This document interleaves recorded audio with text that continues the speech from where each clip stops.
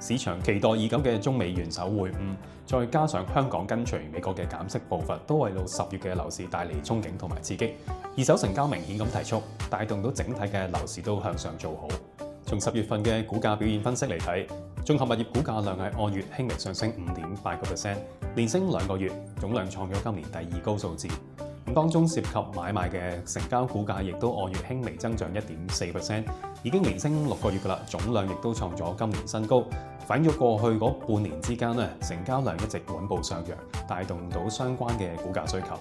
到價比率按月再度回落1.5%，呢個跌勢似乎持續，而且裂口繼續咁擴大。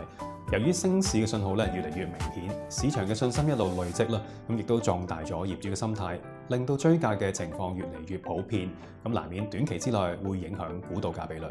中美貿易戰以暫緩1年作結，對市場嚟講係相當之難能可貴嘅。不論股市又好，樓市或者各類嘅經貿嘅活動，都要好好咁趁住呢段各方都整備嘅時期，去收復失地同埋實現超車。